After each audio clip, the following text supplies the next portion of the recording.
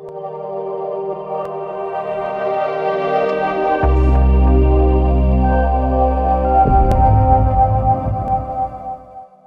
to say something about. But I want to just mention some things about this, the coronavirus, just to set the agenda from where I see it. Look, the virus obeys the laws of physics, biology, and chemistry, but not the dictates of politicians. So be very careful how we approach the whole process. And too many other things have been, as previous speakers have said, once they become politicized, a lot of research has been presented showing us how the cognition of people shift as a function of what they're facing.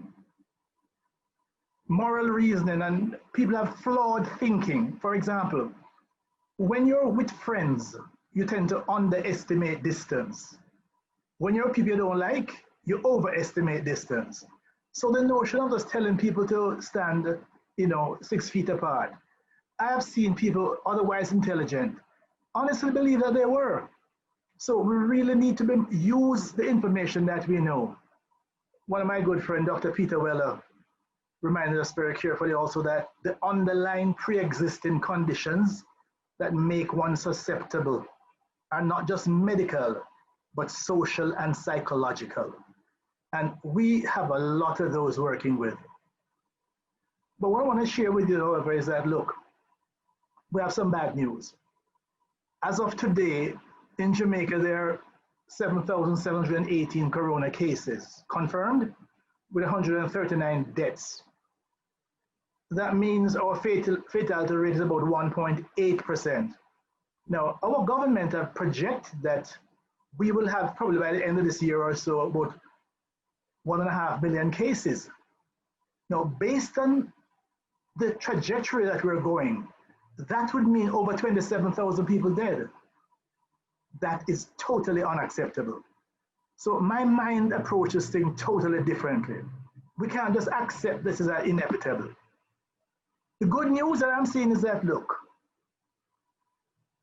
sanitization, distancing, and once outside the home, wearing properly fitted masks can protect people.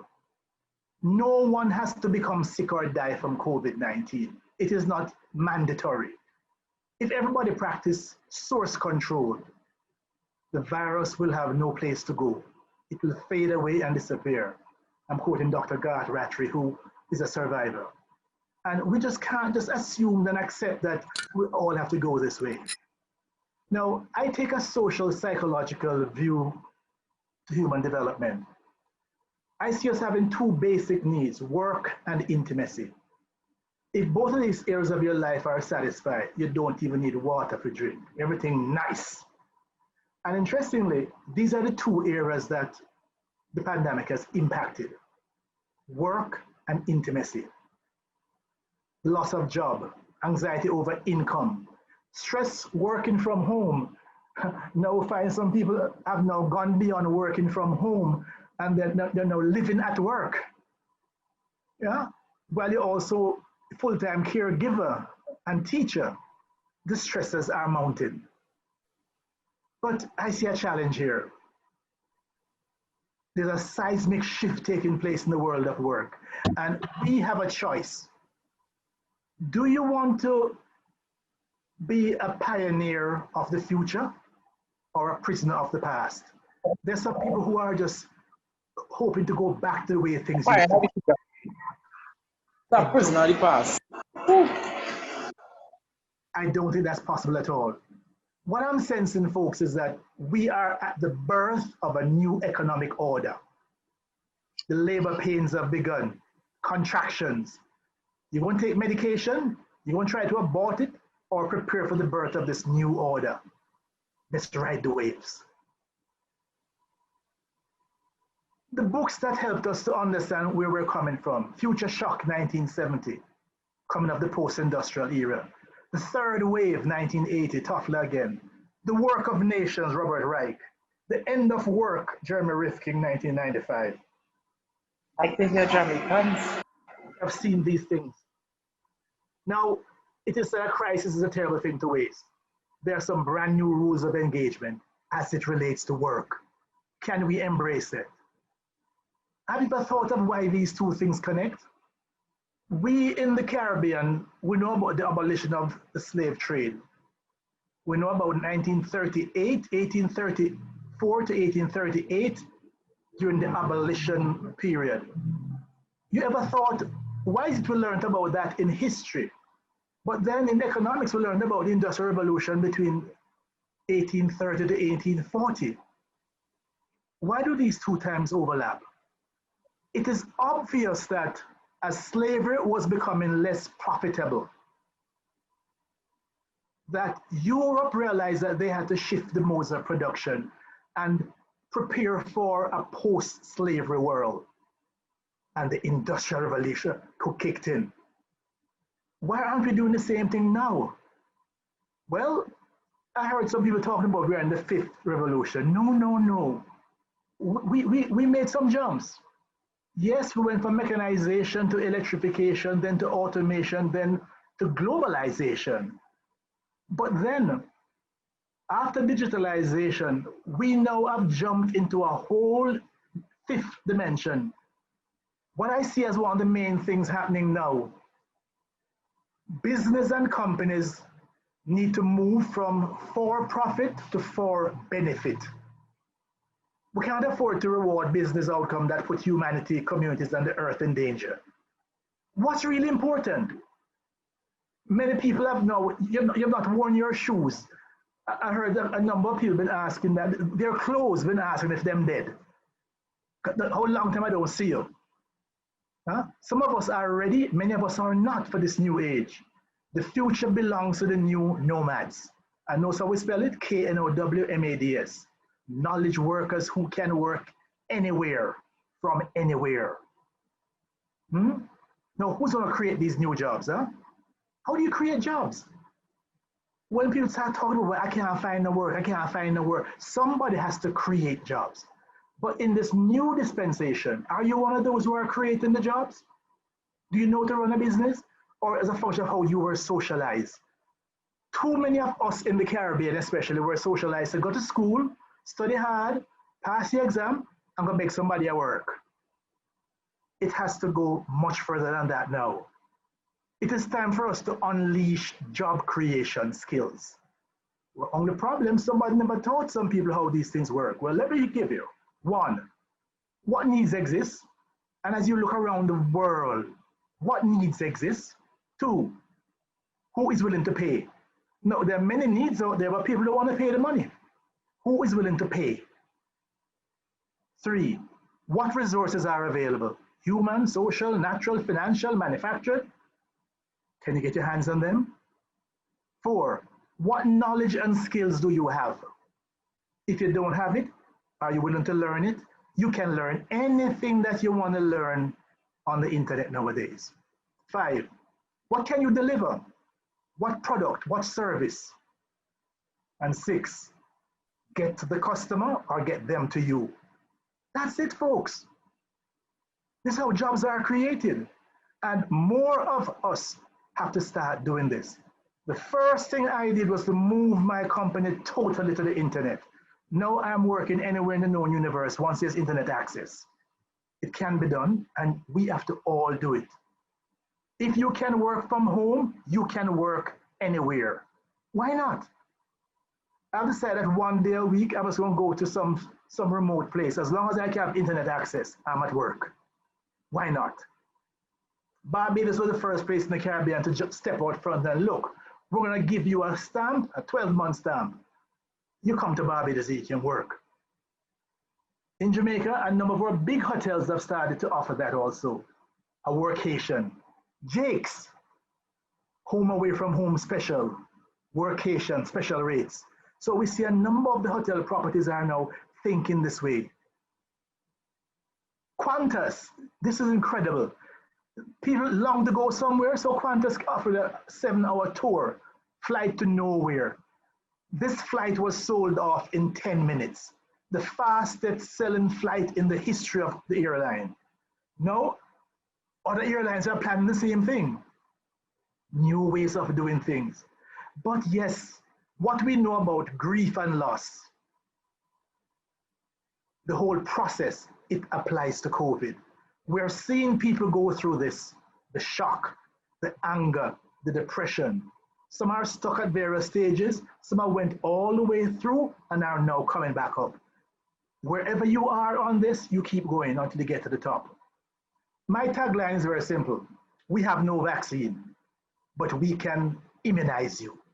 Psychologically and behaviorally, we can immunize you. Huh? Yes, we're going to have widespread mental health issues, domestic abuse, alcohol consumption, but we can help you to get past this. The mind-body connection, folks, is incredible. The trillions of cells of your body are constantly eavesdropping on your thoughts and emotions. So what is the message are you sending to the rest of your body? Where are you in the process? We've heard the previous speakers talk about the mental health challenges, and yes, we have to work with them. My favorite definition of stress. Stress is caused by being here, but wanting to be there. But guess what? You are where you are. What is to is must is. So we're there. We have to work with it, people. Some people are trapped at home. Many women are in a double pandemic because, as we heard previous speaker talk about the issues of domestic violence, spouse-related abuse, child abuse, all of these things are significantly increased. So we have to watch out for them and help. We have to provide the resources for people who home have become prisons to them. Now, one of the most useful way I think we can work through this process, learn from your computer. Learn, and I don't mean going online, When a computer slows down, if you keep just pressing the mouse on the keyboard, it slows down even more. One of the easiest solutions is to shut it down. Give it a little time and turn it back on. So maybe that's one of the things that we need to do. Just shut down. So here are some steps. Step 1, have a do nothing day.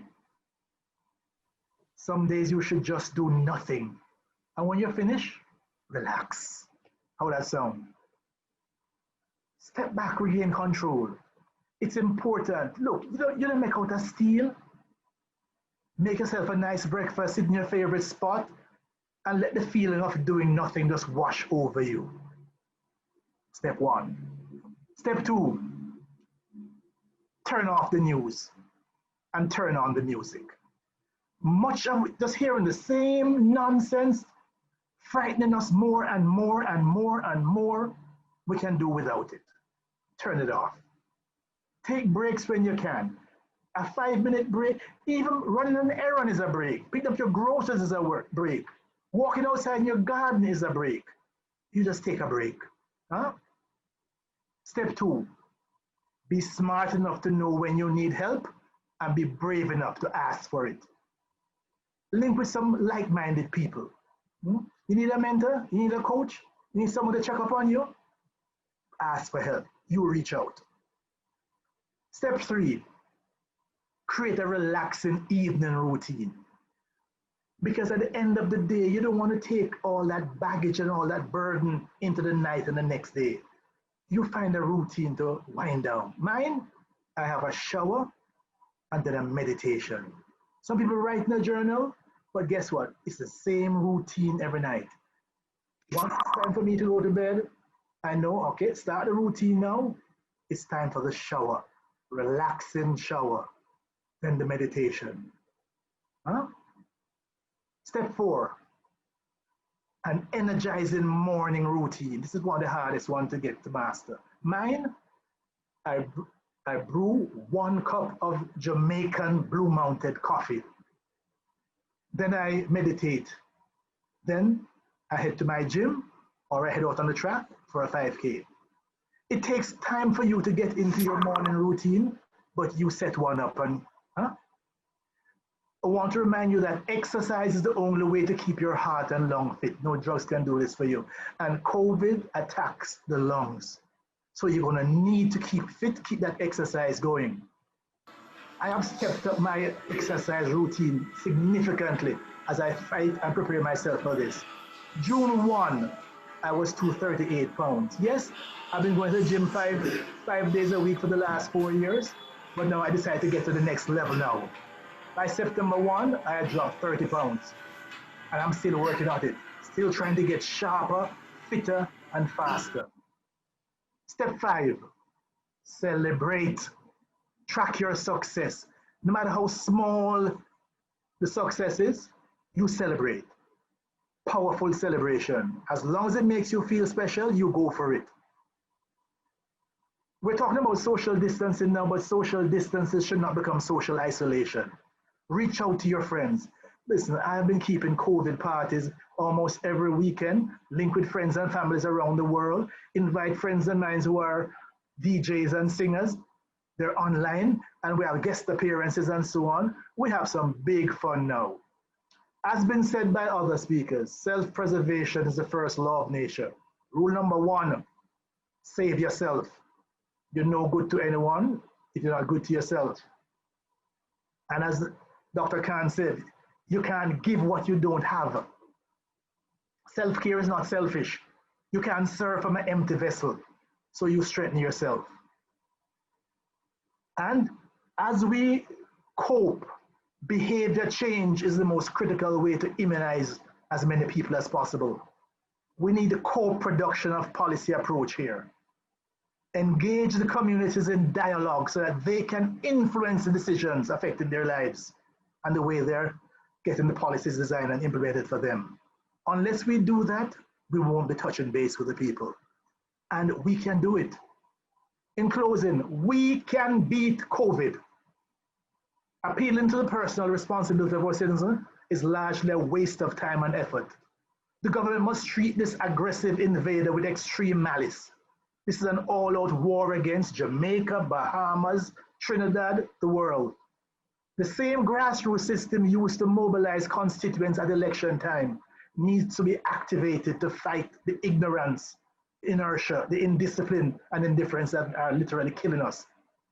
If we fight back by vigorously enforcing quarantines, social distancing, sanitization and mask, the virus will have no room to maneuver. We will beat this monster. Yes, we can. I know we can. Thank you very much.